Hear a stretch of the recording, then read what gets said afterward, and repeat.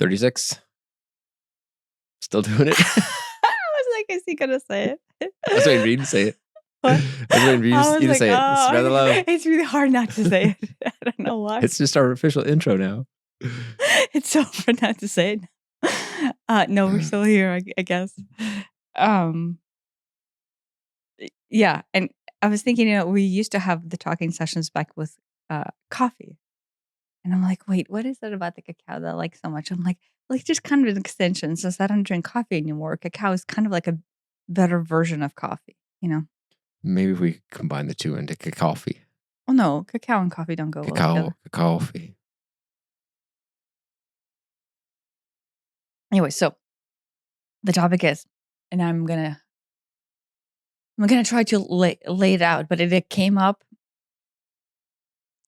and I'm still trying to work through it. But like it struck a chord, and I'm like, ooh, there's something there, and I need to unravel it. So this is gonna be an episode of us unraveling. Okay, so let me see. To begin with, so I think it has something to do with worthiness and how it's connected to love, and like the correlations between the two, and everything that came up. So I'm trying to think what I should say, and chime in if like I'm not making sense. More so than usual. Oh. I would be chiming in all the time otherwise. Okay, so I was thinking back, what is it that causes people to dismiss somebody completely? Somebody, dismiss. So from our last conversation, to dismiss humanity as a whole, or to dismiss one person, right? Like you will not find them not worthy, but you do not want them to be around you because they're mean, or because they are careless, or because they are blind to their actions, or things like that, right? They bother you for some reason? They bother you, or at some point you just want better for yourself. And this human being you do not see this human being doing that, right? I mean, so they're not in sync with you?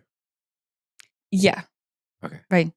So to begin with, I was analyzing my patterns in life, right? And I realized, okay, so my patterns in life is I give someone a chance, and then I give someone a chance, and I give someone a chance.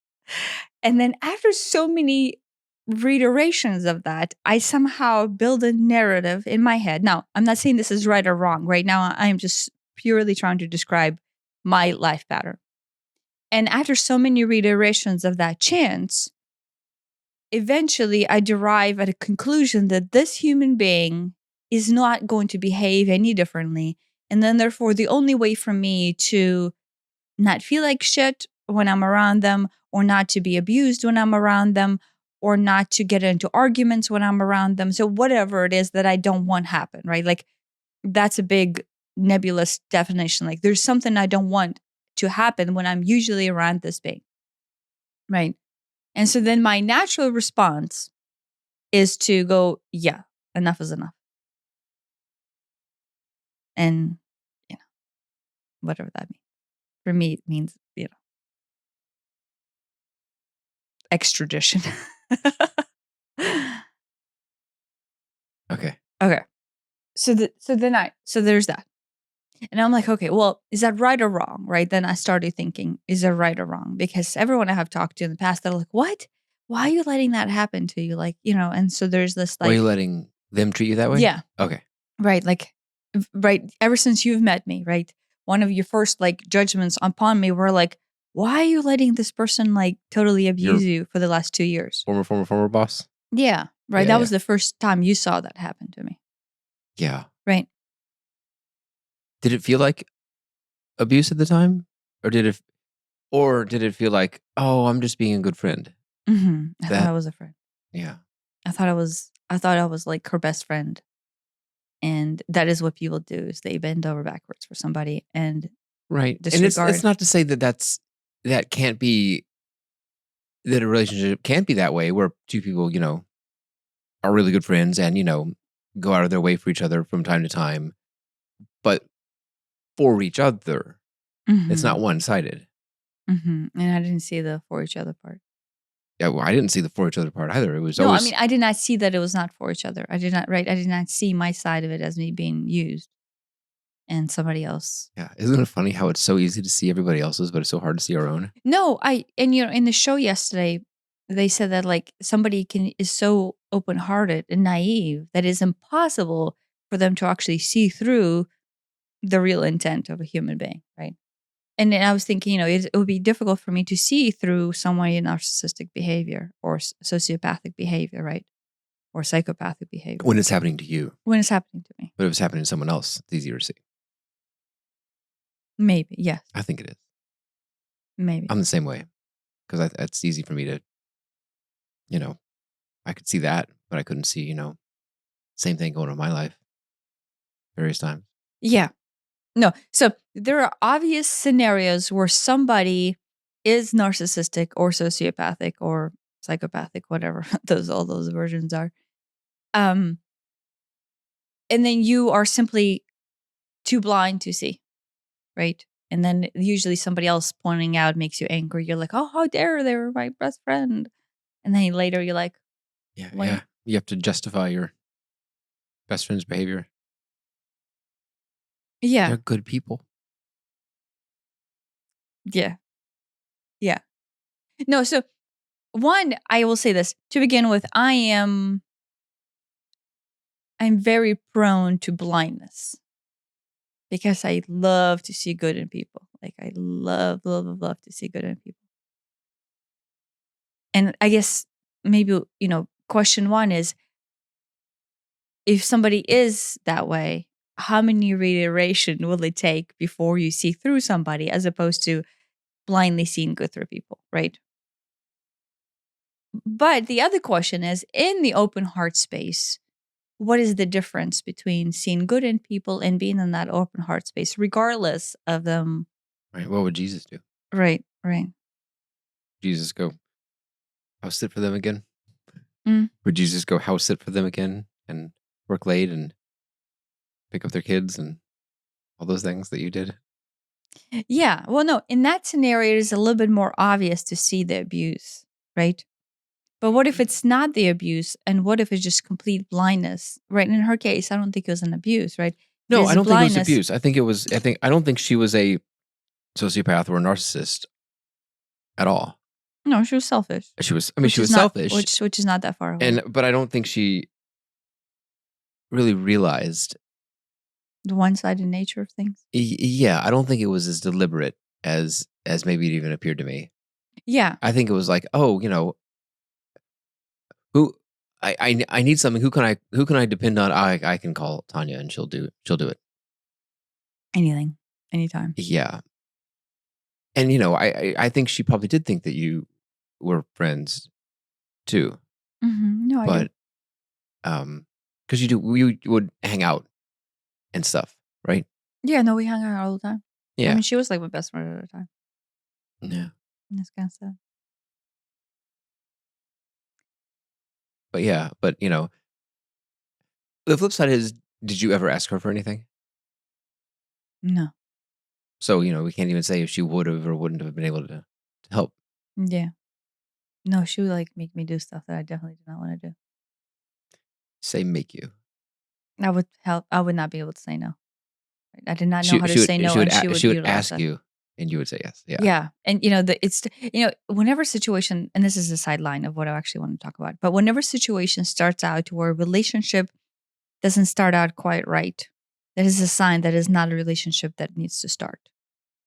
Because one, well, how about this? If it starts, it will uncover a pain body, or you ahead of time should see that this is hitting a pain body and you should process that pain body, right? So instead of working your way into a relationship where this is obviously going to be abuse or one-sided relationship, if you see it, right, like, oh wait, this is not starting all that great, and you want to back out of it, but then at the same time draw awareness to it, to where you're like, okay, well, what is it about it that I did not want to walk into? Yeah.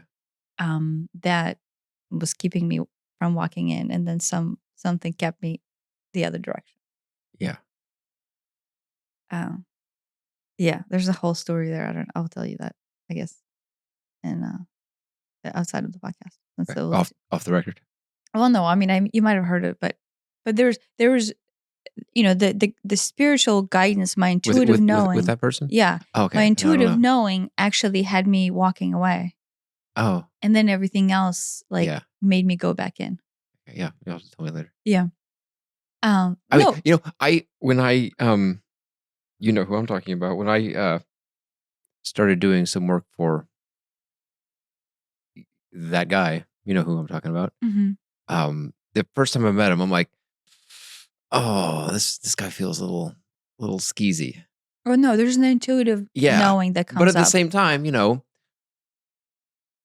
I want to make money, and so I'm willing to put up with it, I guess, is kind of the mental Yeah. mental math that I did subconsciously. But I walked into that office and it was just, it was, what, 4 o'clock appointment, whatever time, when I'm on time.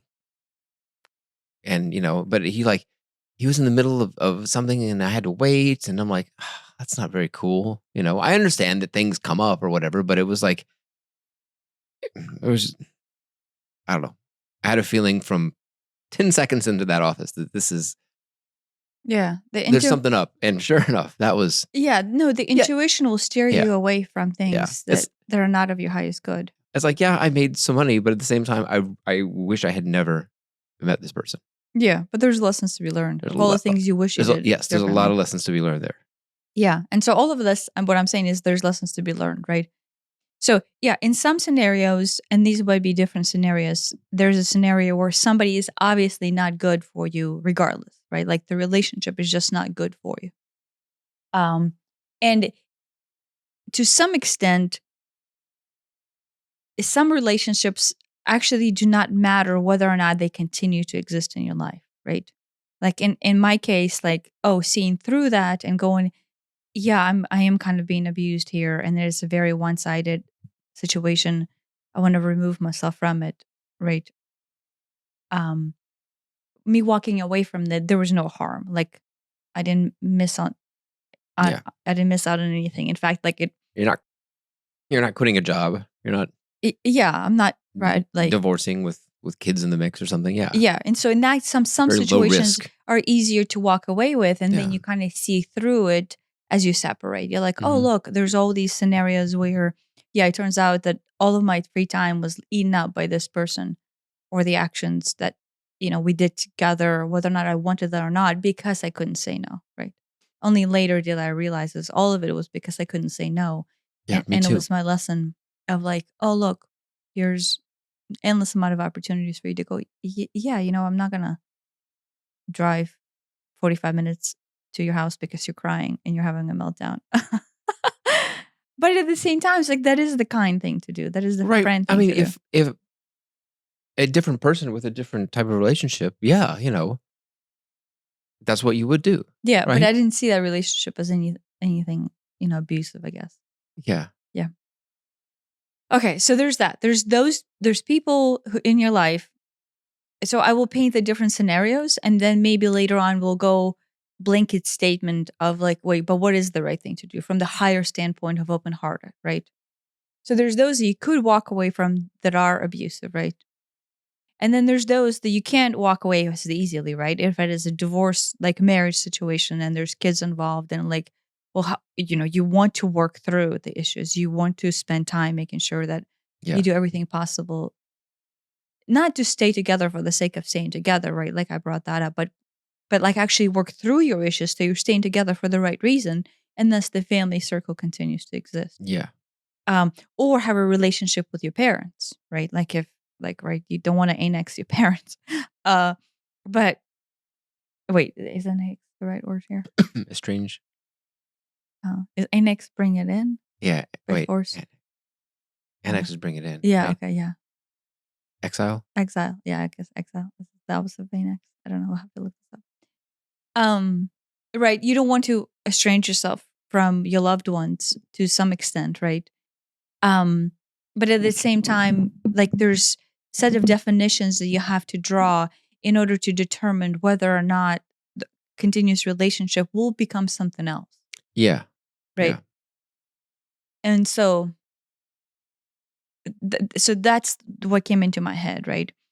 I have been in multiple scenarios where the individuals that treat me, not unlike the one that we talked about before, but the separation from them is has vastly amount more weight behind it Yeah. than some random person on the street, Yeah. right? Yeah. Yeah. Like you can separate yourself from a friend who's not really a friend, but there's a lot more weight to separate yourself from, your parent or your Yeah. grandparent or your brother or your sister or your spouse, right? Yeah. I mean, some are so easy they just sort of fizzle out, and it's just like, oh well, we just don't happen to talk anymore, and it just goes away. Mm-hmm. Yeah. Right. But But I guess if it's the type of relationship where someone's trying to milk something out of you, then they don't have the incentive to let it just sort of fizzle out. Maybe not. I don't know. yeah, right. Right. And so that is what I want to say. It's it's not the type of relationship you can just let go and go, oh yeah, done and over with.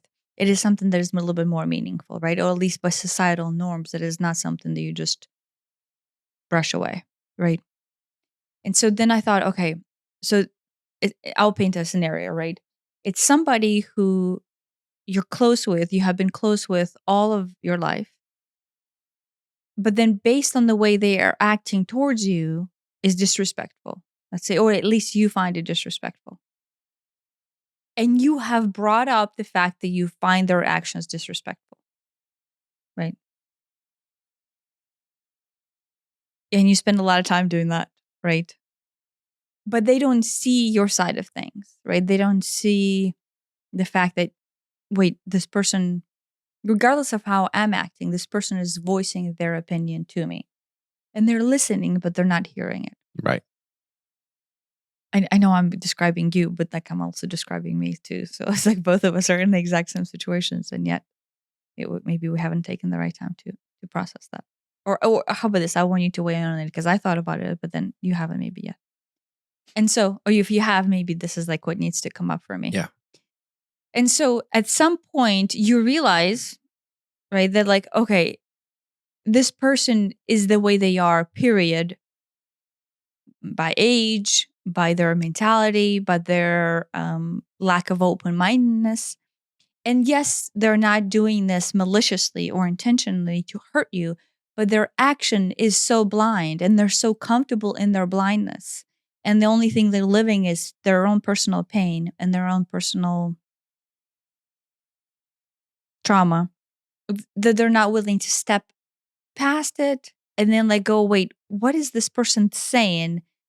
And is there any merit to it or is there any truth to it? And what is it that I'm doing that could be Right. different? I think that they perceive, any sort of boundary that I would have tried to set in that situation would have been perceived as an attack on them, as a wait, you, you don't.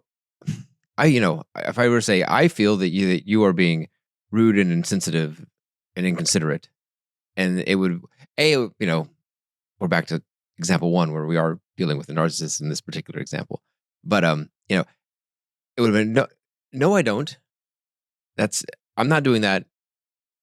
You, Elliot, are wrong in Mhm. interpreting it that way. Well, naturally speaking, like remember you and I talked about there's this innate human trigger to like the second you get accused of something, You have to defend yourself. You have to jump in and it's defend always like, yourself. no, I'm And not. It's not yes, my fault, right? That and regardless of the thought, like, yes, right? it is. That is It's natural. So it. you and I have Yeah, that tendency.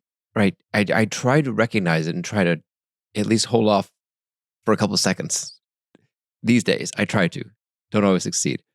But yeah, so there's that, which is natural, but that was a little more than natural in that example. But like you said, it's like they will not accept your boundaries. You're like, no, I think this is unacceptable behavior. And I'm not saying you're doing this on purpose. I'm saying that I don't want this to happen to me. Hmm. And they, And now it's on them to either go, well, I will honor this person's relationship, and they ask me to not do this. I will do my best to not do this. Yeah. Or the opposite is, I don't care. Your boundary is not important enough to me to honor it, and I'm just going to do what I've always done. Mm-hmm. So, it's one thing to set boundaries, but you also kind of have to enforce them too. Yeah. Yeah. Yeah. And so that's where it hit me to where, and I have been in many of these scenarios, right? The fact that this is a repeat of my life means like that is something that I need to work on. To where sooner or later, whatever, right? One, being able to set a boundary, going, okay, well, this is beyond, like, this is not right, even for me. Like, oh, I want to say no, but I can't. So therefore, lesson here is you have to be able to verbalize how you feel. And it took me a long, long time to do that. I'm still struggle. Me too. Obviously. I mean, we recorded a podcast like a couple of weeks ago. We were still struggling. But to begin with, step one is recognize that this is a boundary that is being broken. Yeah. And then you have a boundary, but something is pushing past that comfort level.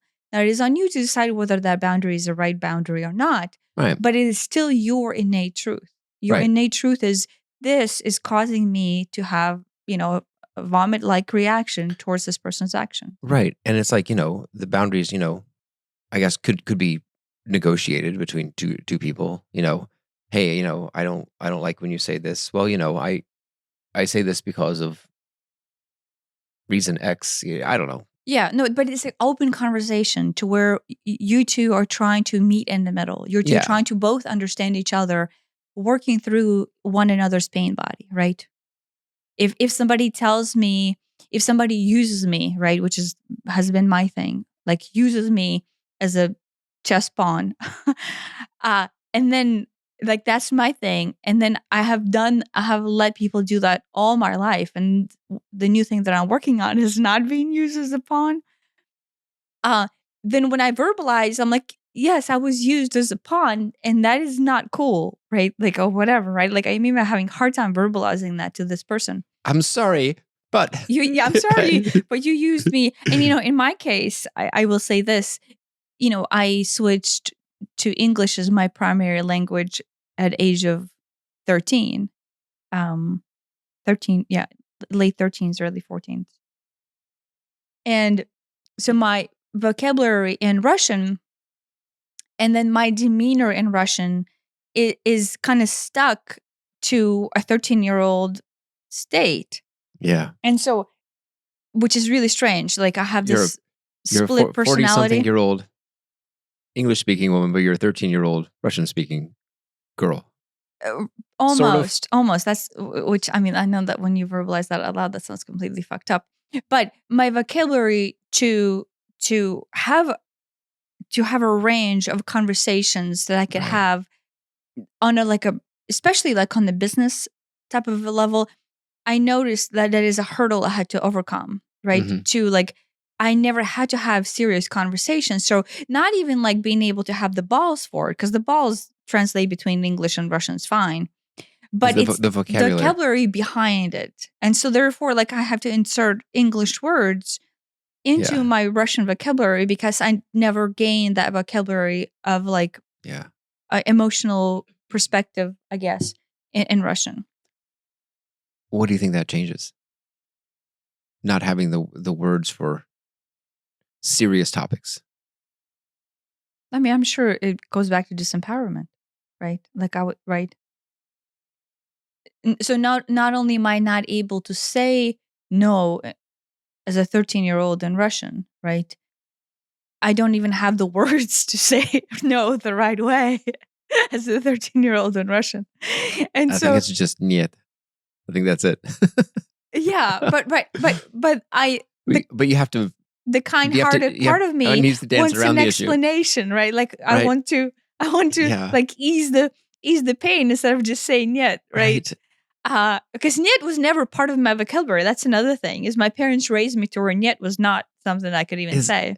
is if somebody says no to you, if you ask someone to do something and they say no, do you expect an explanation back? From them? Yeah, Yeah. Do you? I think so. Are you upset when you don't get it? I try to come up with like an example that No, but all of that is my personal do you pain feel like body. you're owed an explanation? Yeah, I guess everybody would like an explanation, but are you owed one? Trying to paint a scenario where I would be owed one. Like if Like on that phone call with MSD last week, yes, I feel like I was owed an explanation. But but that talks about like uh, physical boundaries and lines, my not like tax dollars pay your no. no. I mean, that talks about like physical property lines. So that's different. That's not part of it. I'm Yeah, talking about like that's really business though. yeah. That's Oh, not you mean like okay, they're saying no, but they're saying no because that's their personal boundaries, and they don't have to explain their personal boundaries, and so they're saying yeah. no. Yeah, not like in a like if you said I don't try to come up with an example that isn't so contrived that it's not like I mean like asking our children to do something and they say no is not a good example with this. Our children say a lot of no's. A lot of no's. That's all they They say. don't have the problem saying no. To us, at least. I think they have a problem saying no to the outside, authority. Just like All I right. did not have a problem saying no to mom and dad. Hypothetical neighbor has a tree overhanging our yard and we don't like it for whatever reason. It's overhanging our fence. It keeps dropping stuff onto our fence. We don't have a fence, but so it's all hypothetical. And we're like, hey, can you take care of your tree that is encroaching upon our yard? I have literally had this conversation. The flip side of this conversation. Yeah. I know. And he says no. I would never have that conversation because it's on me, because it's hanging over my yard. And so the right thing to do would to be go, hey, do you mind if I trim it up a bit? Because it's, the barriers are dropping on my car. Yeah, I mind. Don't do it. Okay, well then you trim it. No. Yeah, I mean, I don't know what I would do if they don't. I'd say, I'm sorry, I'm trimming it. I would say, I'm sorry in there. I don't want the berries on my car. Yeah, I don't know. I don't know if In that case, it's still also a personal property thing. Do you know what I mean? The Yeah. laws of the United States government. Yeah, I mean, is that the property line extends up into the air. I can just take a chainsaw and go walk right down my property line, and anything hanging over, I can chop it off legally. Yes, there's a lot. We have had a lot of, Property, conflicts like that. Yeah. Associated like that. Yeah, But that property is your it's a boundary. Like, oh, you have this boundary. It's a very literal boundary. Yeah, but it hits a physical boundary. It hits all those times in your life when you're unable to stand up and draw your emotional boundary, and then have that as a right. Anytime something comes up physically in your life that reflects a physical boundary, it is actually trying to get you to understand that the influx that you feel is not the physical interpretation of it, but the actual influx from a larger issue, right? Uh-huh. And so I'm trying to think where to go with that. So I realized, right, there's certain relationships in my life where I have tried to have that conversation. Well, like,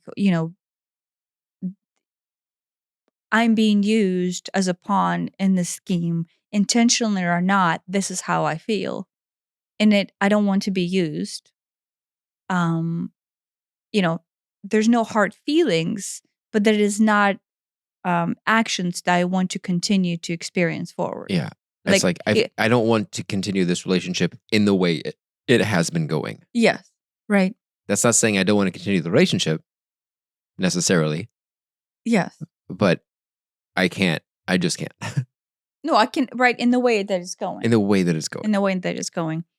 And then, the reiteration of that is, in my case, it continues to go. Right? It continues to go that way. So almost seems like no. Say it or don't say it, it doesn't matter. There you go. There's that, right? And so no amount of conversations of me trying to explain what is it that I feel that and my hope is I don't want necessarily for you to rearrange your life, right? But next time that action comes up, there needs to be an acknowledgement. Oh, look, I did it again. That would be progress forward, right? You and I went through that, right? Like you would do the same shit to me, and I would go, oh, "Okay, you're doing that again. Okay, you're doing it again," right?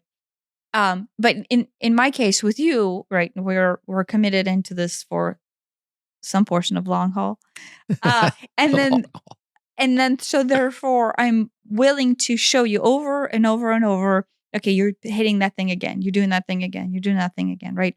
But in my case, I have to then mm, to some extent understand where I stand, right? And this is the part that hit me. If the relationship has been that way from the beginning, like from the inceptions of your understanding as a human being from your childhood, and then you have been attempting to or try to or been failing to verbalize the boundary, verbalize when you say this is how I feel, you know, when you say this is what it looks like, this is how I perceive it, whether or not you agree with me or not, but there's that. Then at some point it goes into love, that right, which is you and I have this conversation, but then that goes back to like all the conversations in the past that you did not have of this person does not want to see through the main issues of this relationship. And therefore, in my mind, I go, therefore, this person does not actually love me in order to make it worthy or to make it worth it or to do anything about it. You're not worth I'm not worth a change. a change Yeah. or even an introspect. Yeah. I can see that. Does that register? Yeah. Yeah. Okay. Yeah. And so then I thought, okay, so then by default, the definition of love gets convolutedly inserted into a scenario that it's just a pain body, right? Yeah.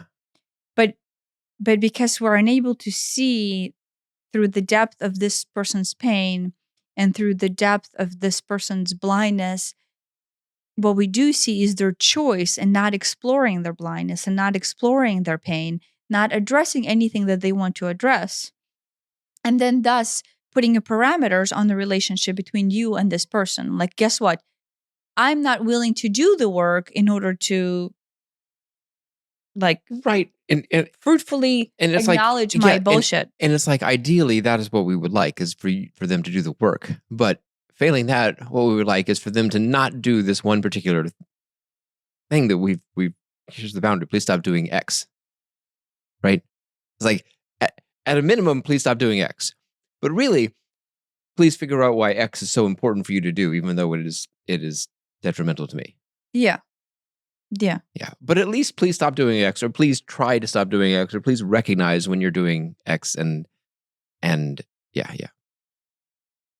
Yeah.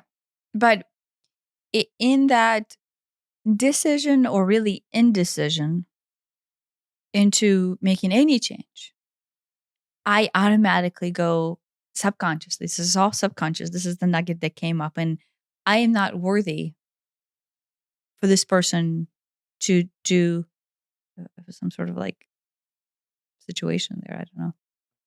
No, she like flipped on herself and then I don't know. It was crazy. I'm not worthy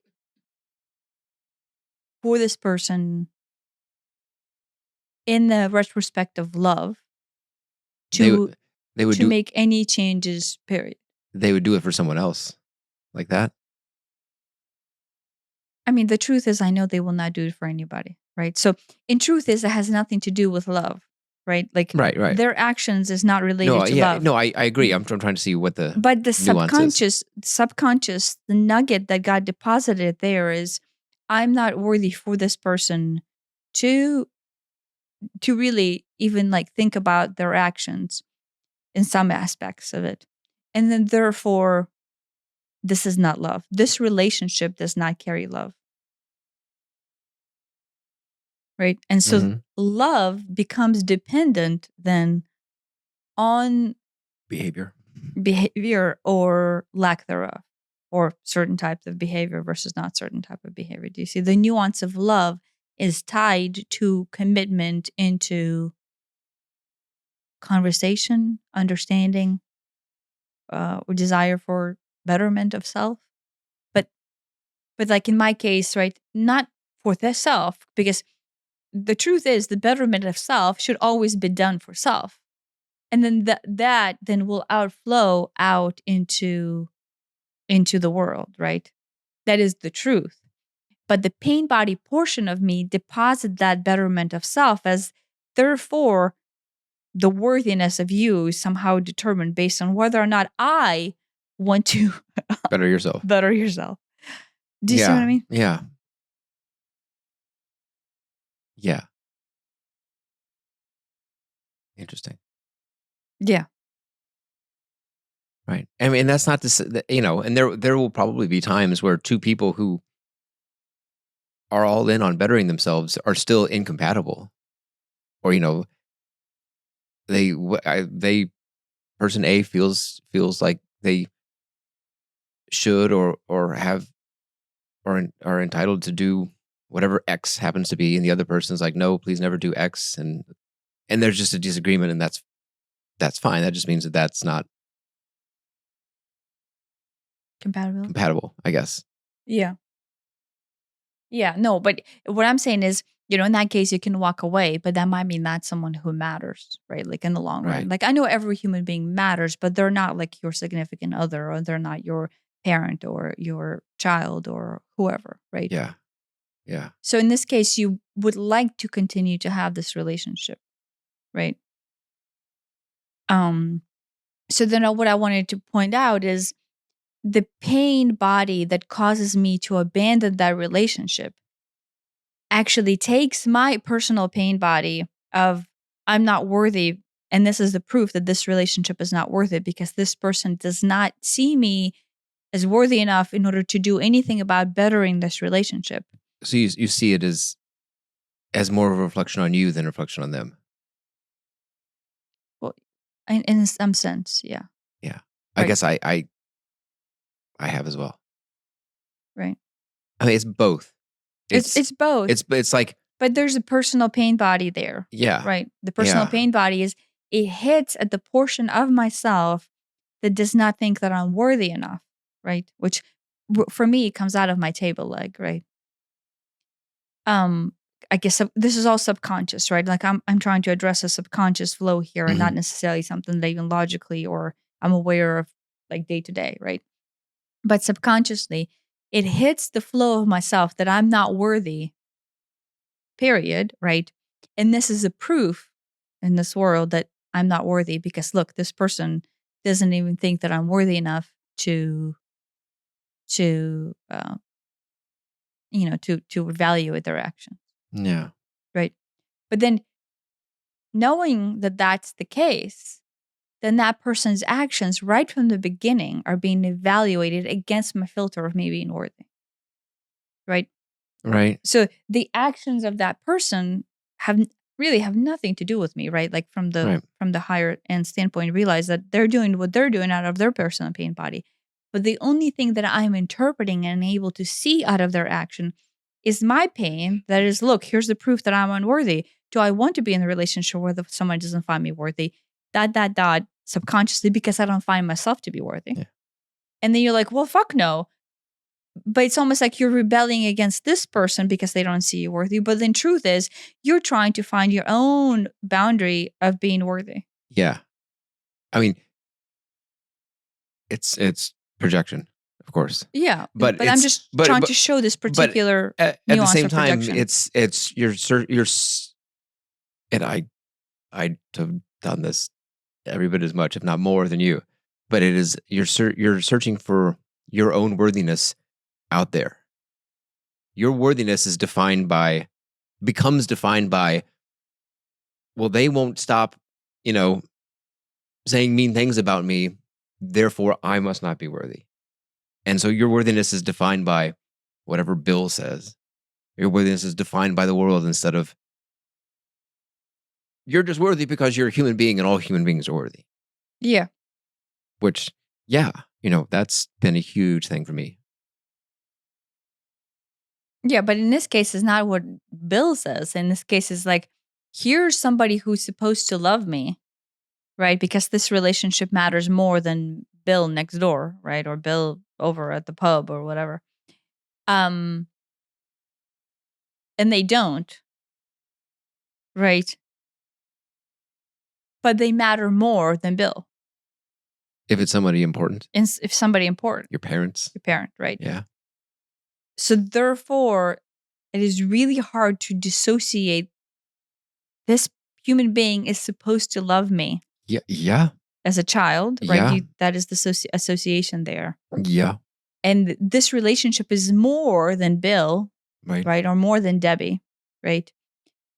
But because they don't see this as more, and they don't see that you define the continuation of this relationship and some kind of healthy propagation thereof as reflection of whether or not you're loved or you're worthy, right? To them, it's all bullshit. The two of you have wildly different ideas of what the relationship is and how important it is. Well, your idea of importance lays on the fact that this identifies your net worth. Yeah. This is tied directly to love. This relationship not being there and this person choosing not to better this relationship directly correlates to, guess what? This is not love. My love to you should be defined in you will do everything possible in order to have an amicable relationship with me. Yeah. And I will do everything possible on my end to have an amicable relationship with me. But if you are not willing to do anything, I see that as, that's not love. Yeah. Guess what? It's not love. And I'm not even worthy for you to even exercise the idea of the potential that this is right. Well, there's that important. There's a subtle difference between I'm not worthy of this and they don't think that I'm worth it. One of them is a trait of me and one of them is a trait of them. No, I see it as they don't think I'm worth it. That's what I see. The nugget that came up today, that is what I saw. Yeah, it's like they do not think that this relationship, therefore I'm not worthy. They don't think I'm worthy of any effort. But I mean, there's a difference between Bill doesn't think you're worth it and therefore that's on you, or Bill doesn't think you're worth it and that's on Bill. That's the difference. It's like one of them is your fault or your issue or your problem, whatever, and the other is Bill's nature, Bill's problem, Bill's whatever, right? Yeah. But it being Bill's nature still deposits in the subconscious psyche, especially if you do that zero work processing those actions. Especially if you're a child. Yeah. As I'm not worthy. And enough evidences of that, of like, oh yeah, look, they don't find me worthy. It is being interpreted is being hit against that boundary of, or personal trauma of being worthy. Yes. Those two are different, but they get merged in if the trauma within you still pipes up worthiness as a personal, unprocessed, stuck energy. Yeah. Yeah. So I was trying to analyze all the scenarios in my life that I still have as these like open spaces. I feel like they're open spaces of like this. It's not that they're unresolved, but they're almost like in this state of, I wish they were in a different place in their life. They the people or they the circumstances, the relationship. I wish the relationships were in a different stance of their life. And I can see how them not being where they are, that still hit that like worthiness of like, look, you do not see that this relationship is worthy, right? But that's on me because I am interpreting my personal boundary of that relationship being close to me and existing as proof towards love, proof towards worthiness, proof towards commitment to a relationship. At the same time, recognizing that my this is not gonna work. This is crossing all of my boundaries makes it very, very seem to them as like, look, you're not committed to this relationship because you don't even want to continue to talk to me. Right. Right. And so there's this empath of a space where they see you being the bad guy because you're not willing to even have like normal conversations. And you're like, I'm trying having no more conversations, and you're refusing to change your behavior. Right. Out of the pain body Yeah. of like, look, you're not even right. You're not even seeing through your actions. And therefore your idea of normal conversation is just to continue to cross the boundary over and over and over.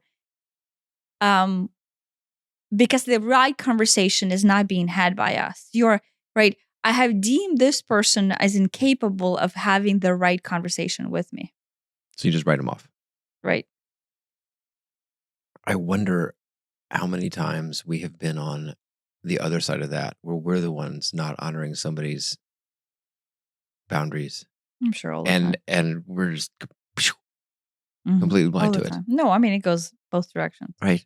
It's like we talk about it as if we're the victims or whatever, the oppressed in these relationships. But how often have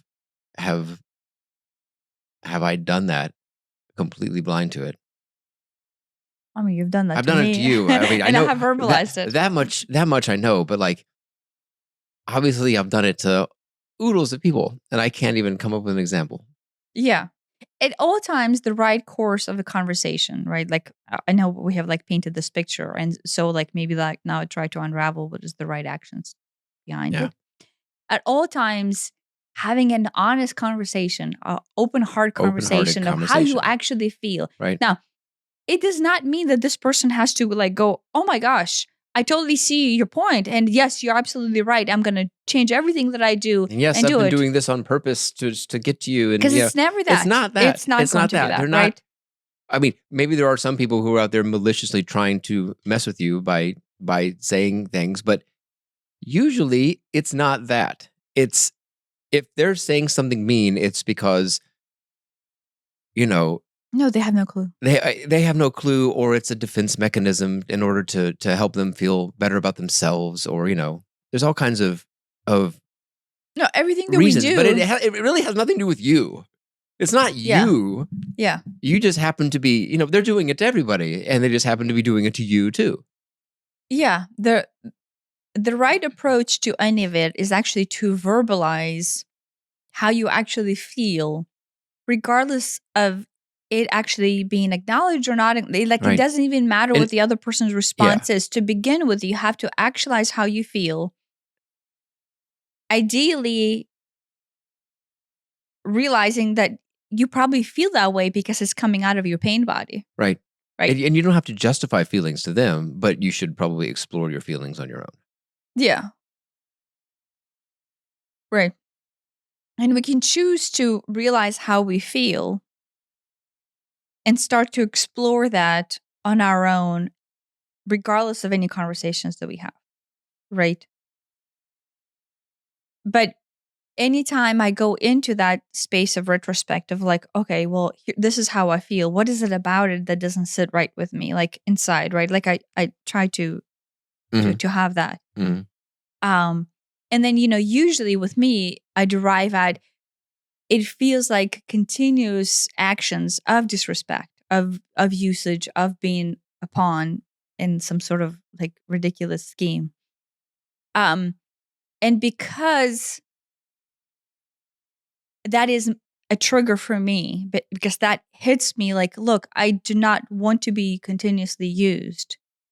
I do not want to be in a position where somebody comes to me and like, to me, it almost feels like connivingly inserts me, usually because of my open heart space. Like, oh, I just want to help and I want to be there and I want to show love and I want to support. I don't see through the conniving half of the time. And so therefore I realized that my blindness to somebody else ill intent in this case, right? Because I have verbalized this or to myself like, oh look, it's over and over and over and I feel like shit, what is it? I perceive it as ill intent onto me. Yeah. But the truth is, I have that as a trigger within me, therefore I see it as an ill intent. But the only thing that is actually happening is they are trying to somehow work on making themselves feel comfortable about their own personal pain body. Right. And I think there's another thing where if you don't express boundaries very soon, if someone is overstepping your boundary and you don't let them know very early on, Mm-hmm. then the table stakes are already over here. Yeah. It's not back here where you want it to be. We're already here. Now we're negotiating about this instead of this. And you're like, no, we got to get back to this. And then it's like, what are you talking about? We've been over here for years. Yes. So early on, Yeah. hey, okay, that's not cool. I'm not okay with being treated that way. I'm not okay with doing this or whatever. Yeah, but I'm talking about in this case, right? I'm talking about a relationship that existed before you even had the cognitive I guess, awareness. yeah. Now we're for any of those relationships, we're past that. But that's going on the in the thing. future. Yeah, Early and on in your is relationship, the trick. in your relationship, really- it is easier to do that. You're mature enough to have to set a boundary and then just to kind of function within that boundary. But in this case, I'm talking about a relationship where you were too young to even know there's such thing as a boundary, and you're not able to set them. And so the adult conversation here is not only set the boundary from here on forward, but actually going, you know what? It's been 20 years. I know I haven't said anything. Or it's been 40 years. I know I haven't said anything. But the boundary is actually over here. Yeah. Right? Yeah, I mean, that's the way to say it, is that I haven't said anything and that's on me because I've been whatever, afraid, nervous, scared to do so. I didn't feel like I was worthy of having a boundary, but I do. I always have. Yeah. And it's way back here. Yeah, the boundary is way back. Yeah. And that's the thing is,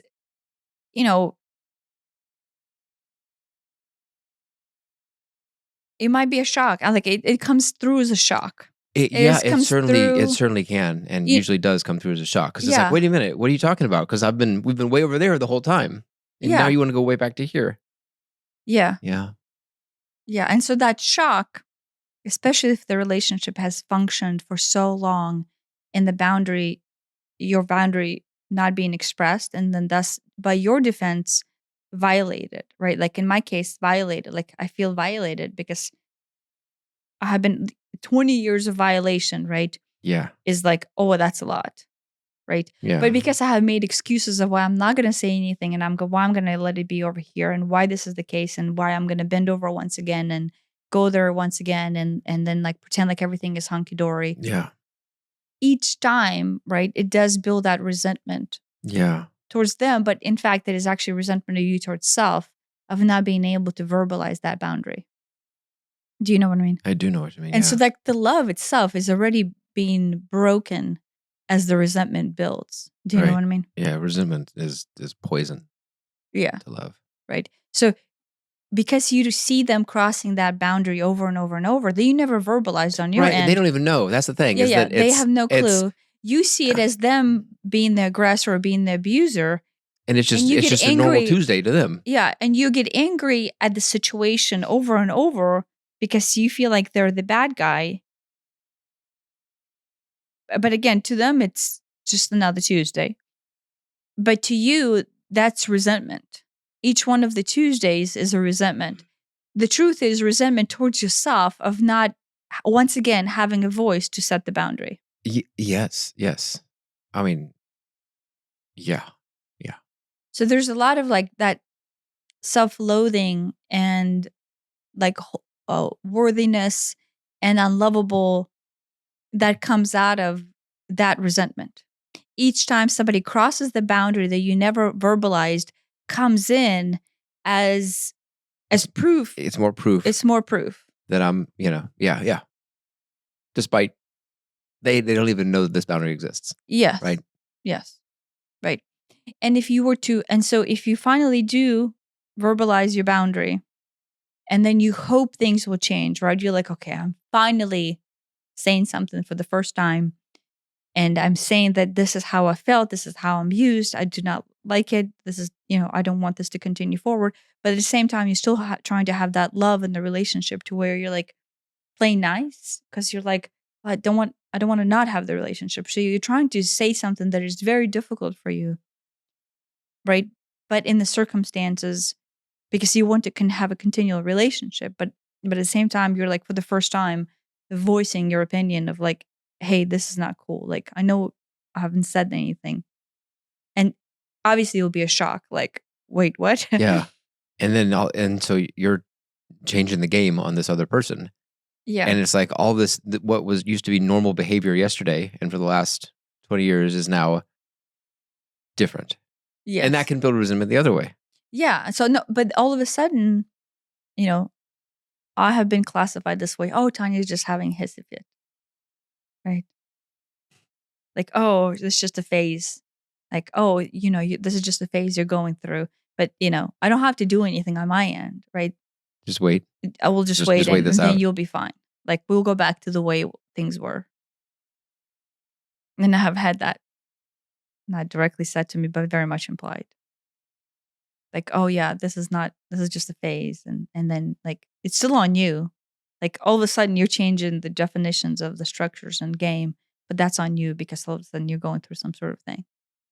Right. Yeah. Which once again, if you're blind on my end, then I would go, look, here's another proof that I'm not worthy. Right. Very disempowering. Yeah. Right. Because even me verbalizing my boundary is not being taken seriously and is being dismissed. Yeah. Yeah. Right. To where you still think there's nothing on your end and it's all on me. Yeah. Which is, based human nature. Not my response to it. Both your response and then the other person's response of, this can't be on me. It's been like this for 20 years. Something has clearly changed with her recently, and that's on you for wanting a boundary all of a sudden. Yeah. Even though you try to explain that no, it's always been like this and you just couldn't say it. No, that's not it. It's all of a sudden something's different. So we'll just wait it out. Yeah. Yeah. Yeah. I think it's human nature intersecting human nature in the worst possible way. Yeah. But at any point, no one's actually taking ownership. No one's taking any ownership and no one's taking it as seriously as it really is. Yeah. And so like the ownership from that standpoint on my behalf is to see that, yeah, look, all of a sudden I am changing the rules of the game and I'm saying something that is uncomfortable for someone. They have been comfortable living this way all their life and they don't know any better. Right. Right. And that probably is difficult for them to adjust. But at the same time, it's necessary for them to adjust if they want to continue a relationship because, surprise, you do have boundaries. Yeah. Yeah. Yeah. But taking a little bit further, like there is, I think out of it, especially if it doesn't go in the direction of you being acknowledged, regardless of like you actually opening for the first time and like being vulnerable and telling them this is your boundary. If that goes that direction and this person decides not to see through like your actual vulnerability and like, look, this person is genuine and this is how they feel. And what if there's a small percentage of something that is on me? Right. Yeah. I mean, there's obviously there's things something on you. There's something on both parties. Yeah. But yeah.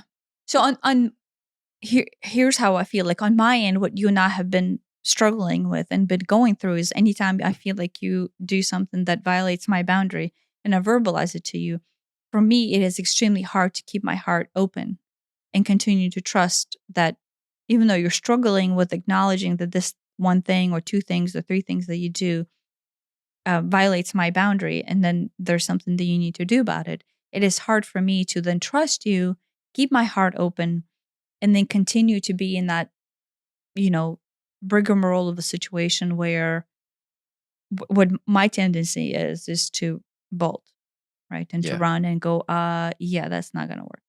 Right. Yeah. And I I certainly have seen it as the wait, it's been like this for so long, and now all of a sudden it's not okay. When it's like, wait, it's never been okay, but all of a sudden, realistically, all of a sudden now I'm hearing that it's not okay, but it's never been okay. But it's like, you know, all of a sudden you want everything changed, and I'm like, I don't even necessarily even know what that means. Is it everything or is it just the things that It's not everything, but sometimes it feels like everything. No, it feels Sometimes, overwhelming because yeah, there's somebody's asking you to do something that you have no idea that you're hurting the person with. right. And it feels bad to learn that you're hurting someone that you love. You know, even inadvertently, even not consciously. So that sucks too. Yeah. And so there very much is a human nature to dismiss it, because if it's not true, then I haven't been a bad guy. Yeah, but that's the pain body. The pain body on your end will be you have to face of how it makes you feel. Right. Which is not what right when you verbalize like, "Hey, you doing this makes me feel this way," and you're like, "Well, fuck, of course I don't want this person that I love feel that way." The pain body, if you have it, then oh, if it's on me, then I am bad, as opposed to like, no, I'm just unaware. Right. No, Do you because see what I mean? because I would go straight to I am bad. No, I right. am I am I am the cause of So pain to someone that I love. so your push against it would be because you don't want to admit to this person's opinion being in any way valid, because then you have to go inside of you and it will hit the pain body that you have Yep. where you're the bad guy. Yep. Is Gotta this person saying that you're the bad guy? no. No, the But that person is saying like, "Hey, when you say these things, it makes me feel disempowered, or makes me feel like you don't care about me, or makes me feel like you are disrespecting something," right? Like that's not being bad. That's just this is how this person feels, and they're verbalizing that for the first time. Yep. Which is hard to do, It's hard. Yeah, it is hard to especially in do. a relationship that you care about. Right. And the longer it goes on, the harder it is to do, because it's like, oh, well, I haven't said anything for the first 20 years. Why say it now? Yes. And that's why most of relationships end, especially marriages, Yeah. is because you're like, one, you're like, half of the time you're like, yeah, I have been saying this for a long time. It hasn't changed. There's that. Or if you haven't been saying it, you're like, yeah, it doesn't matter if I'll say it or not. Nothing will change. Or there's an option of, I'm not even worthy enough to say anything. So, but this is still not kosher, right? All of them are still lack of communications to some extent, either on one person's behalf or on the second person's behalf Or or dualistically. they're too old. So what's the Yeah. point? Right. Yeah. Right. 20 years ago they were too old also, but now they're definitely too old. Yeah. Yeah. There's all kinds of it's really easy to make an excuse to keep things at the status quo. Yeah. Super easy. Super dangerous. Because that's not where growth happens. No, right. And so at some point, right, I'm thinking, okay, yeah, I have some relationships that will just end on this, like, oh no, she's wrong. And then my end I go, yeah, I have tried everything I know how to do. Hmm. And the only way to continue to have this relationship is me to continue to be used, right? And so the open heart part of me is like, well, me being used is me having a pain body and me seeing this as usage, right? Maybe, maybe No, not. to some extent, right? And so this is the question that I guess I have is where is that boundary? Yeah, that's the tricky part. Where's the boundary if you actually being used Versus, because your boundary is being violated over and over and you are in a relationship that doesn't see your side of things, not because I recognize that it's not a malicious intent on me. It's them trying to create safety on their end, and safety on their end just happens to be using everyone around them. yeah, Um, yeah. I mean, it. Like depends per person, per situation. It seems, but I don't even know what the blanket statement is. Like going back to the first example where you're house sitting and picking up kids and all that stuff for your friend. Everybody around you, including even me, saw that as yeah, she's just using you. I don't know. Like, yeah. how many, you know, uh, I I we don't have many friends. So, I wish that there was someone that I could call in a pinch to, oh my gosh, we had to run to the I we had to run to the hospital for Annabelle's lip bite, and we just left. And so the dog's out in the house and something, and so we called your parents to go, "Hey, we have an emergency. Can you put the dog back in the cage?" Hmm. Right? And so that oh, there's an emergency. Can you help? Can you help me out? Not, hey, it's a Tuesday. Can you help me out every Tuesday? But that type of friendship would be nice to have. Yeah. But realize our friendship gets evaluated based on these Right. boundaries. And at the same time, it's like, could I have called literally anybody I know and asked them to do that? And would they have done it? Probably. If someone, if a neighbor called me up and said, "Hey, I've got this exact same situation. Can you go in and put the dog in?" Yeah, obviously I would. Right. Now, if it turned out to be every Tuesday I have to do this, now that's a different story. But I don't know. Yeah, no, but our relationships get evaluated based on the same factor, right? Like, Well, if uh, anything, they get evaluated harder than I think most people's do. no, with Our us, our yeah, relationships yeah, yeah, to other people. yeah. No, it is right because the more time you spend trying to gain awareness for yourself, like by default, you see everybody else not, right? And that within itself like creates this artificial I don't even want to deal with it. subconscious Yeah, boundary to friendship right. that if you have pointless conversation with pointless people, you're Yeah, like, I've got 24 hours a day. Why do I want to waste them with pointless conversations with? It's not even unenlightened people, but people who obviously wrongly I have deemed as unenlightenable. And it's not that I need every friend to be Buddha himself. Ah, right. It's not. no, right? But and so that's the struggle right now.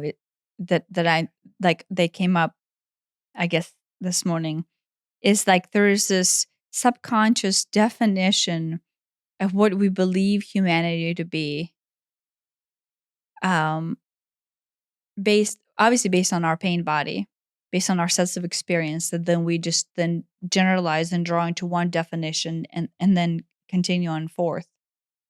Um, but at the same time, if somebody is struggling with boundaries, it is hard to have the pain body definitions not to merge into just standardized boundary. Right. Right. And so that is like the facet that I am like looking back and forth between. Like, what does it mean to have a boundary and be in an open heart space and see through someone just as a human being. And then at the same time, not fall into like the categorization and blanket statementing of like, oh no, everyone just does this as opposed to the boundary. Yeah. And then the balance between the two. Right. I have said, I will say this is just like a personal observation. I have made cognitive progress on realizing that one, the boundary exists. There should be such thing as a boundary. Yeah. Everybody has and should have, isn't entitled to have boundaries. Entitled, but it's just that's just Everybody. That's human sovereignty into your yeah. own boundary is your definition. And yeah, so like it should always be expressed and it should always be clear, right? Everybody should be clear on their boundaries. Societally, we have went through a world where we have hard time verbalizing those boundaries out.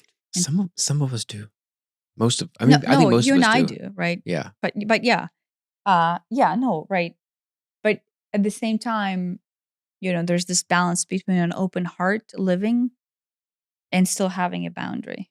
Right. And then defining that world where you see through the pain body and you see how it would come through in the situation. You would see how, in my pain, trauma way of living, I would see how this person violating this boundary would trigger this, and that. But at the same time, I can still set a boundary, verbalize how I feel, but still choose some sort of engagement. Yeah. You know, I mean, maybe that's it. Going back again to that first example. If you had a conversation with her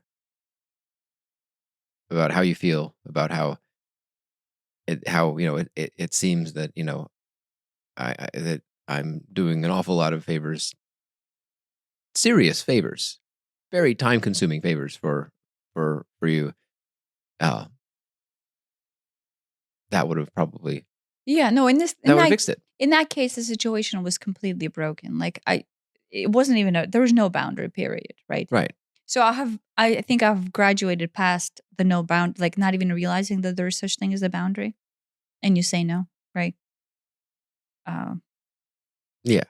I mean, I have had a lot of very deep issues in my life just because I couldn't say no.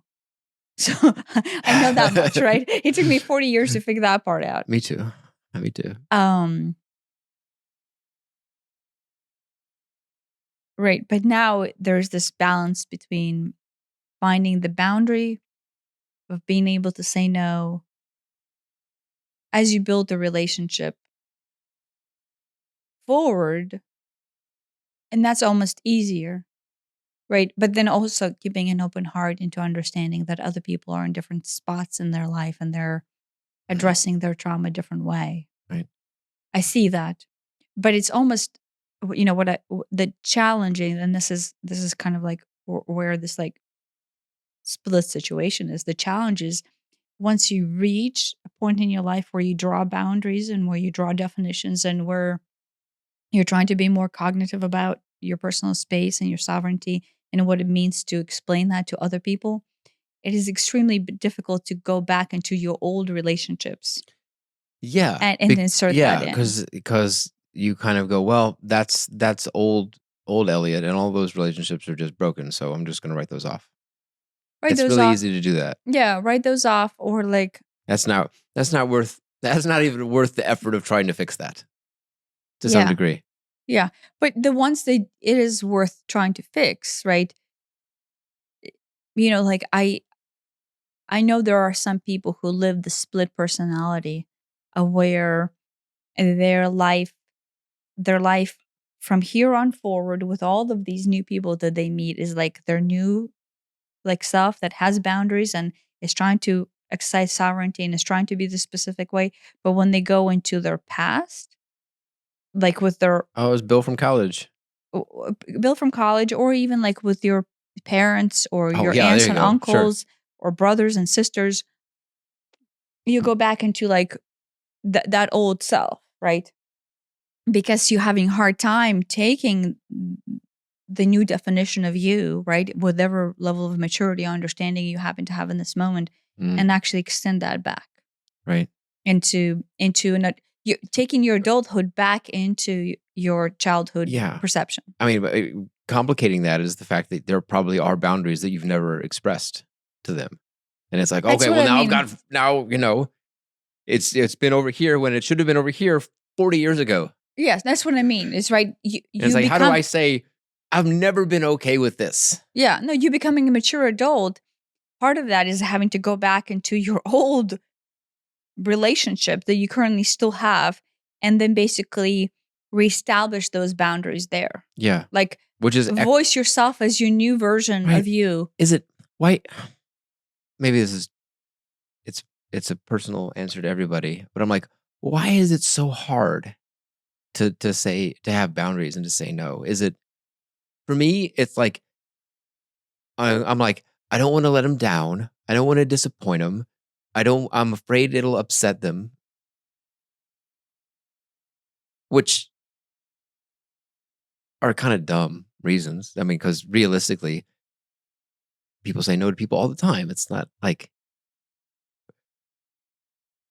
Well, but that's me. But because I'm like, if I upset them, if I let them down, they won't like me and they won't love me. Is where that goes for me. mm-hmm. Yeah. No, for me, I mean, it just goes back into disappointing people. Right. Yeah. Like, oh no, you have to be nice. You always have to say yes. I You mean, always have to be helpful. That's how I was I raised. was raised like that too. And then if you don't, that's not nice. And you have to be nice. Or what?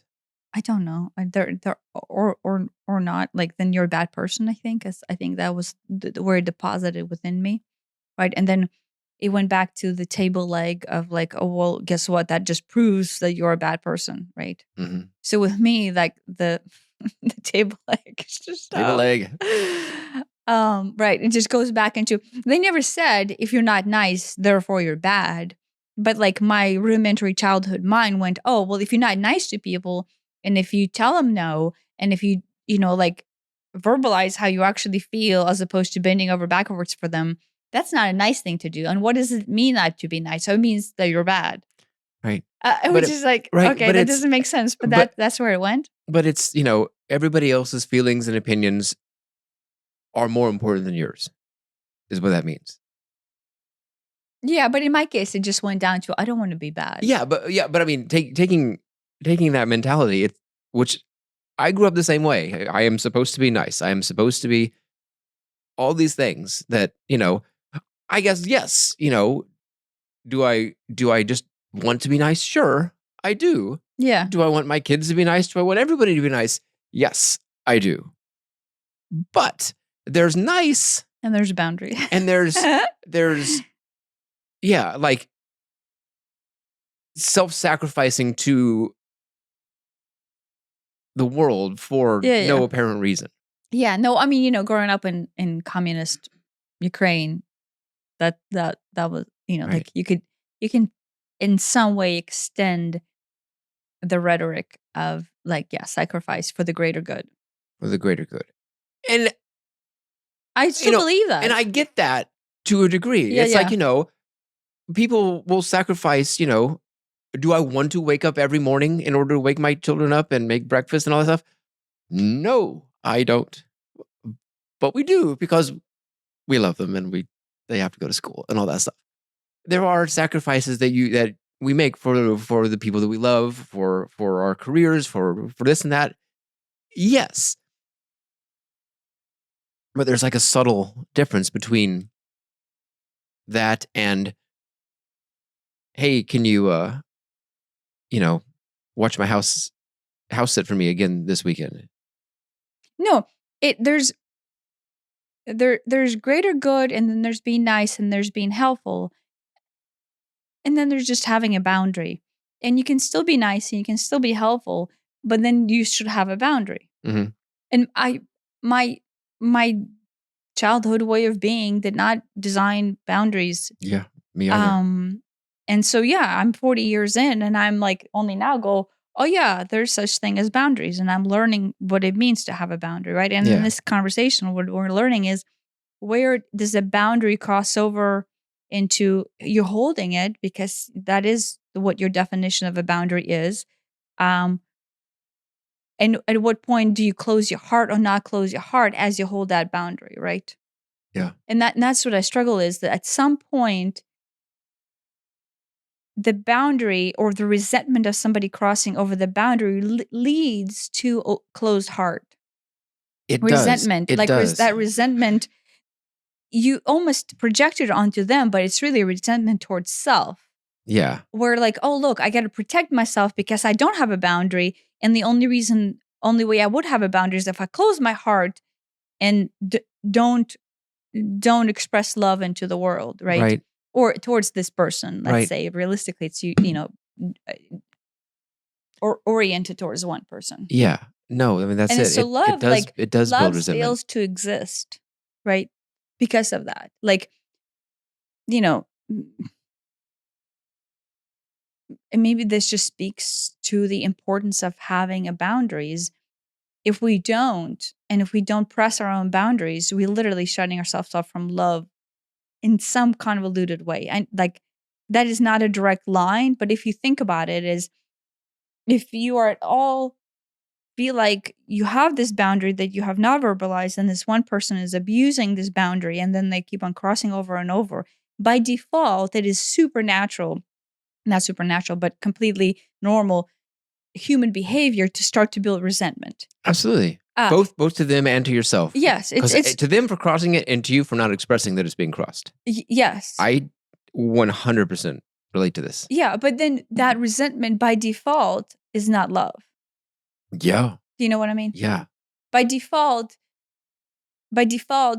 you're shutting yourself off from even having an open-hearted relationship with that person. Yeah.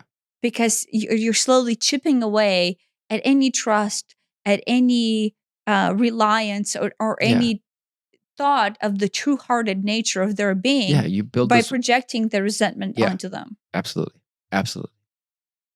So it's like, even though having this boundary or establishing this boundary, and especially taking the boundary and going backwards into your past and like setting it with everyone from your past is like the hardest thing to do. It is hard. But realize that not doing that by default Poisons those relationships. poisons. Yeah. Continues to poison those relationships. Yeah. Honestly, there's relationships already to poison, and then there's no repair that can be done. Right. Especially once you realize that these boundaries are really there. There's like to me there's like the phase where I knew I didn't like it, but I didn't even think I could express a boundary. Mm-hmm. And then there's the, okay, I know I don't like it, and I at least know that I could say something. Maybe I do, maybe I don't. And so now, at some point you're like, oh no, I should. Yeah. It goes, like at some point, I don't even know that that's an option. Oh, maybe that's an option. Oh, it is an option. Oh, and I should. And I have every human sovereign right to, right? And so once you realize that, then it's harder. It's more poisonous to not do it, because then it's like, it's more obvious that how you're dishonoring yourself in that relationship. Or the resentment becomes the resentment that would always been there, but you have been blind to, it becomes obvious. Mm-hmm. Right. And then you realize that you have been like chipping away at your old self-esteem by not verbalizing it for, let's say, 20 years. But then you also like been chipping away at your honest, loving relationship to this person by making them the bad guy. Yeah. So they became the bad guy based on the projection that you put there. You're now not worthy because you have not stood up for yourself, or whatever the fuck you draw that definition in, right? That's how I see myself. But all of that is just poison. There's no love, right? Like the love can almost not exist because of the past of like, you have never doing anything about it. To begin with, because you didn't even know that it was bothering you, then knowing that it was bothering you, but then feeling like you were shut down from even being able to verbalize, and then verbalizing and then being shut down to like, yeah, that's not how you feel. You're just going through some sort of phase. So it's that person's fault, right?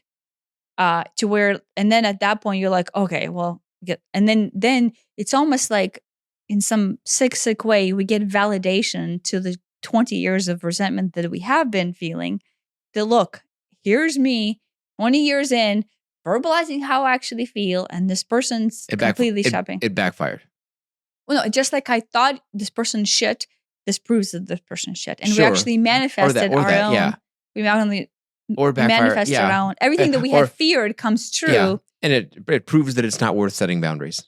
No. Sometimes. Or in this case, it proves that this relationship is not worth it. That's how it is for me. Right? Because inherently at the end, somehow I believed that when this person is treating this way, it is because in truth they don't love me. Okay. To me, it proved that there's no point in setting boundaries. Oh, really? No. For me, it proves that there's no Because anytime I would say something, from my mother, for example, there would be no point. It would be shot down and I'm wrong and this and that. And, and yes, this is a gaslighting narcissist. So that's an extreme example, but that's what I got out of it is I can't even have boundaries. What's the point of trying to express that? Yeah. It's just going to get run over. Yeah. Did it stop there? Because to me, it went, there's no point, but that just proves that this person doesn't love me. Did it ever go there with that you? Just proves that I'm not worthy and I'm not lovable. You're not lovable. Yeah, with me, it was more self-loathing than outward loathing. Yeah. No, with me, it proved that our relationship is not worth it, and I never took it as like, therefore, I'm not worth it. Oh, see, I didn't. Where like I didn't, because with me, I had that override. I think that's that's still not great, but that's healthier than what I did. Yeah. Because I took it all as a reflection on myself, and you took it all as a reflection on the relationship and or the other person, or more the relationship.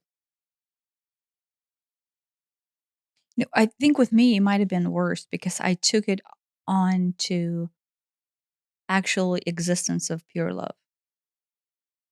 Like, if pure love exists, and a pure love should exist between a mother and a child, and a pure love should exist between a grandparent and the child, or pure love should exist between one being and another being, here's to prove that there's no such thing as pure love. Wait, but that is worse. That's much worse. That is where I took it. Wow. I'm getting misty from that. No, but that's what came up. Like, whenever somebody is tied into the essence of themselves that they feel like is an expression of pure love, which is basically what I feel like I have been doing all my life, right? And so every attempt of me to speak my truth, and every attempt of me to open my heart and to be all vulnerable and to be me gets shut down. To me, very slowly and gradually deposited as evidence of not having pure love. To the point where I think it's like earth scale, not even like one-on-one. Wow. Earth scale. So it's great to unravel that. Yeah, wow. Because the reason I think why it came up is, remember in our last podcast we mentioned the guy who was anti-human. Yeah, I still haven't looked him up. Yeah, I haven't looked him up, but I was thinking, what would cause somebody to be militant? No, that broken. Like, how much pain can be inflicted onto one being to where they see the entire human race as a lost cause? Right, not even a lost cause, like almost like a disease on the planet. Disease on the planet, right? And I'm like, we are destroying the planet. Don't get me wrong. We are messing it up. Yeah. That's on us. Yeah. And we absolutely have to fix that. Yeah. But human race dying out is not an acceptable solution to that. No. That is a solution, sure. No, no, If no. all the humans die, would the planet go back to a healthier state? Probably. But that is not on the table in my book as an acceptable solution. Period. Yeah, but what I guess with me, my life's journey at all times is to experience the essence of the deepest, I don't know, the deepest of the deepest, in order to like see through it on my end, like viscerally feel it and see it through on my end. Mhm. And in that case, I could see if you have spent enough time being hurt or perceived to be hurt, right, over and over, and then subconsciously it would deposit as there's no such thing as love. There's no such thing as purity. Everything is being overridden and rejected and overpowered by, let's say, darkness. In his case, I think he believes it's overpowered by darkness. And then thus it is past point of savable. Then wiping out in a clean slate Right. is I mean, is a very Tim, pain body driven, yeah, cynical approach to humanity. If you have been in the depth of that darkness for humanity, right? yeah, And when I go back to that what we just talked about, to where that idea, if I don't have the boundary, but I am in an open heart space and I expect somebody else to be there with me, but they're not, and they keep on hurting, and I keep on not understanding, and they keep on hurting, and I keep on understanding, and I don't have a boundary, and I don't have a boundary. There's this generalized resentment, and then sooner or later it flows out into, is Earth able to deliver compassion and love and pure heart? And are we able to reverse our natural psyche of living in pain? Right. That is how that person gets there. And yeah, so then at some point, if there's no light left, if there's no hope left within your personal heart, then the only thing you can see is, yeah, let's restart. right. I guess living like that for a long time ends up corrupting the soul almost into thinking that there is no other way. The soul is not lost. The soul is ultimately in despair, right? Maybe I think that's what I mean. Yeah. And so to me, right, because I can feel how it would feel, the right thing to do would be to reach out and to offer hope.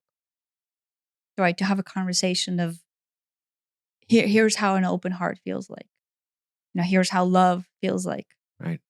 So it's really funny. I find this a very interesting balance between myself, to where like I can feel the depth of that. Like I can feel any human at the deepest level of their sorrow, being able to relate to it on a most innate level. But at the same time, my crazy optimistic state of being, always find light and go, okay, but there's always light. There's always a chance for more love. There's always a chance for more hope.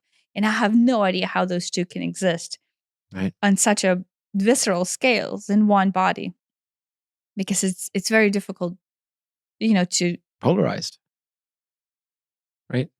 I mean, in a sense, they're opposites. No, in a sense, they're like, I'm at the depth of the human sorrow here, but I'm at all times able to reference back the source of love, pure, the essence of love, and to see everything through that ray.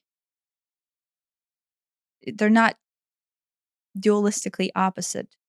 They're like earth and sky. Does that make sense?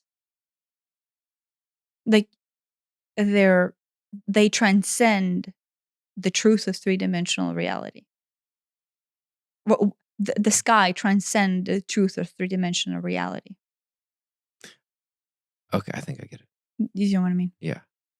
Because the second you enter into the space of pure love, nothing actually here exists as an issue. Like I would not be able to talk to you viscerally and tell you this is how I feel, right? Because the second I go into that space, it all melts away. And then I would go, Well, yeah, but look how much beauty there is in you thinking that this human being is not worth saving. Look how much beauty is in you not having this Yeah, relationship. there is like a you you're it's a different level. You're approaching it from a different level. Yeah, right. And so my only saving grace, I think, that I had existing in my reality is that I am so deep in the depth of that visceral feeling of like to feel that earth does not offer pure love, right? Like, how would you come back from that, right? That is really difficult to come back from. But at the same time, I see exactly how deep I have to feel the pain of humanity in order to derive to that conclusion or to even think that that is a conclusion, right?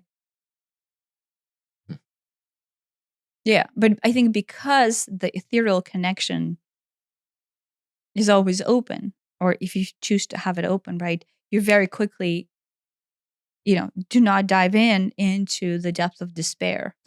That is the Yeah, depth of human experience, and then you're elsewhere, right? yeah, You're actually feeling the essence of humanity in its pure form. yeah, Do you see what I mean? yeah. I mean, in a sense, it's kind of. Running over again? Is it like, Oh, are we too far in? we're pushing. What, an hour 40 now? Oh. Um, no, I mean, in a Kabbalion style, you're here. Oh yeah, you can just rise above it all. Yeah. Which for the longest time made zero sense to me. And still now, every now and then, especially if I'm stuck down in it, I'm just like, I don't know what to do here or there. And it's like here or there, you're still in the maze. Mm-hmm. There's no escape from the maze if you're in the maze. Mm-hmm. The exit to the maze is always moving. You cannot get out of this maze if you're at the level of the maze. The only way out of the maze is Yeah, but up and out of the maze. Yeah, at the exit, you're still going into the next maze. There's just Sure, the maze doesn't end. yeah. You have to rise above the maze. Yeah, what you think to is get an out of the exit maze. is just an entrance into a different maze. Yeah. Yeah. Like that's the thing. That made no sense to me for the longest time. That is the And I still don't even know how to articulate it. It's just like it's this weird clarity that brings me out of despair from time to time because I'm just like, I don't know what to do. Wait a minute. This isn't actually an issue. This isn't actually a problem. Here I am living. Oh my gosh, I got this problem. What about it? Oh, that's not a problem. Yeah. No, but which sounds almost escapist, but it's not. Yeah. It's not. It's like a perspective shift. But I have to think about how to even talk about that. But realizing it that whenever you are in the depth of the pain and projections and feeling it, and there is a dualistic aspect of who's right and who's wrong and what is love and what is not love, it is a very real space, right? Where boundaries do exist because we deal with that space. Right. 24/7. That's not saying that it's not real, but it's in a sense it doesn't matter. In a sense it's like it's not that it's not important, but it's not important at that level. It's like it's almost like to me, when I have an issue and I can't figure out what to do with it, and then I rise above it. It's not that the issue goes away, and it's not that there's this obvious, oh, well, you do ABC and ta-da, it's resolved. Mm-hmm. It's that, oh, you are feeding so much energy into this issue, and that is possibly what's causing it. And I don't want to say removing yourself from the issue, because it isn't that. It's gosh, rising above it is such a great word that is going to be meaningless to anybody who, like me a couple of years ago. What does that even mean? So I can't even. I'm gonna have to really think about how to explain that. But it changes the perspective on it and lets you deal with it in a outside of the box type of a way. Yeah, but now that the perspective has shifted, what's the way to deal with it? You stop putting so much energy into it is usually a really good start. And it usually turns out that it's saying it's not an issue after all isn't exactly it, but that's kind of close. And so the relationship that is being left behind, where you put the definitions of it not being worthy of saving, or it is not worth having in your life, then how how does that change? What does that change about it? I mean, it might be that, at a higher level that just, oh, hey, maybe a honest conversation is in order. Instead of, do I continue? Do I leave? What do we know? What, because I tend to think of in these extreme polarities of, do I do this over here or do I do that over there? And Yeah. and anything in the middle is just some combination of the two of these. When it's like, oh, there's this something completely orthogonal to, you know, leaving or continuing the status quo. Well, what? And it's one or the other, or it's somewhere in the middle is like some passive aggressive combination of the two. When it's like, oh, maybe a conversation that's not on the spectrum of A to Z, Yeah. but an honest conversation, Open-hearted conversation. open-hearted conversation. But if the open-hearted conversation is not being met with an open heart, do you think that can be the case, or do you think it will automatically be met with an open heart if your energy is different? I think if your energy is different, it will really, really help. I don't know that that's a guarantee that it will be met with an open heart. I think your conversations on the phone with that former customer show that it does a lot of good, but it doesn't necessarily solve the other person's situation. Yeah. But it might very well solve yours. But I didn't have a situation. I mean, we had a situation in as much as we spent a week kind of freaking out about it. Oh, we spent a week questioning what is it that is bringing the situation into our space. We spent a week. It was on our minds for a week. Yeah. When, looking back, did it need to be on our minds for a week? No. And once we kind of, once you rose above it and that kind of reminded me, oh yeah, that's right. There's another direction we can go. I haven't even thought about it since. Yeah. No, I think anytime I go into that space and I see it, it becomes very difficult for me to connect back to my pain body that caused it to be there, right?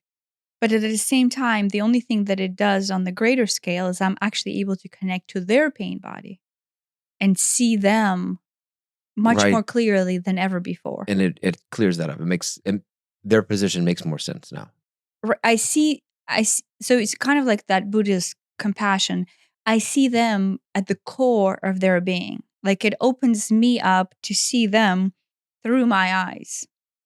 And the only thing I can see is a broken child asking for love. Right? That's kind of what we all are. No, we all are that. And so, but I cannot, at the same time, I am gone and I don't matter, right? Because what I am is that just the essence of love and the creation thereof. And then what I see in them is the fact that they don't feel that essence within them. Does that make sense? Yeah. And so the only thing that then arises is the tears that I cry for that being is because the essence of love that I feel that I am right now, not Tanya in my 3-dimensional bullshit of here or there, a hole and not a hole and boundary and not boundary, but they don't feel the love. And I know how it is not to feel love, right? Specialize in that, in my 3-dimensional space. And so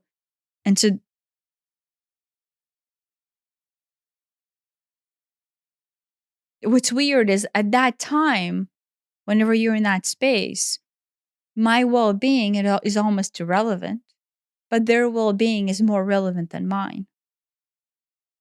And so the being nice part still comes in, but from a different standpoint. Do you know what I mean? That like being nice is still there, to where my action towards this being is to be nice, almost regardless of what is it they're spewing out at me, regardless of the dirt that they might be screaming at me. I can feel their inner child crying. And so what I'm trying to address is their inner child at its vulnerable core, as opposed to the spewing out garbage that is actually flying towards me. But as it's flying towards me, I almost don't see it registering it, because I'm not addressing it from my personal pain body of receiving the garbage. Do you see what I mean? Yeah. If he were to say those exact same thing to me while I was in a defensive mode of like, fuck you.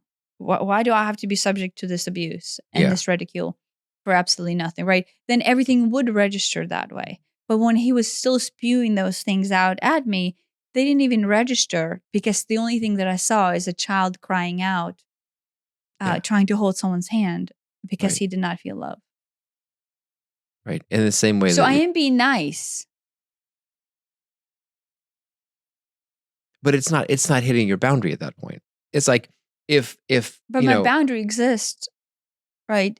you, On in the pain body, right? The pain body right. wants a boundary. It's like, if an adult were to come up to you and, cry and try to hit you and yell at you, it's like, no, that's not okay. But if your 2-year-old's doing it, it's like, well, there's more empathy and compassion, because it's like, they clearly need help. They, whatever.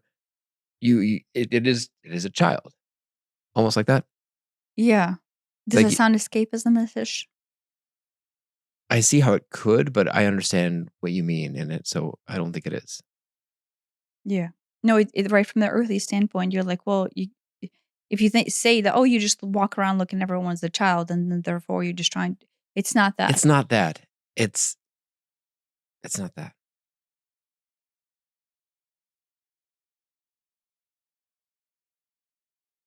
Rapping on that. It's not that. What it is, stay tuned. No, it is. You are. I mean, I do. You know, it's esoteric and very unfamiliar to Earth, but you are entering into the space of oneness. Yeah. I mean, if you actually see that everybody is one, everybody is connected, then, you can't hate someone else. You're hating yourself. You can't be mean, or There's you not. can't. But that's the thing, is like there's not even yourself. Because if somebody is spewing words of, like, right, when he was spewing words of garbage at me, they didn't register because I didn't see myself anything other than an expression of love. Do you know what I mean? What I saw him as a cry out for love. Everything that he did was a cry out for something that he did not feel. Something I can truly relate to if I'm in this space of believing that there's no such thing as love. Or believing that I'm not lovable, believing that the earth is not capable of love, believing that humans are innately broken, believing that It's we're it. not worth saving, So believing that. it's no longer, screw you. Give me this. Why are you being mean to me? It's, I need help. I need love. Yeah. Yeah. I mean, seeing it like that changes everything. Well, right. But prior to me seeing it that way, everything that was garbage that was being directed towards me was just basically a cry for help. Right. At all points, it looked like a cry for help. It, Meaning that if I say enough nasty things and make you the bad guy, you will bend over backwards and give me what I Oh, want. yeah, yeah, yeah. Right. It's a manipulative cry for help. Yeah. It- Everything is a cry for help. yeah. Right? You manipulate somebody into certain action through anger and rage and suppression, to pacify yourself from feeling like shit. But at the core, right, why is the anger and rage? It's because your child crying out for help, not to solve this thing. It's because you're a child crying for help. Yeah.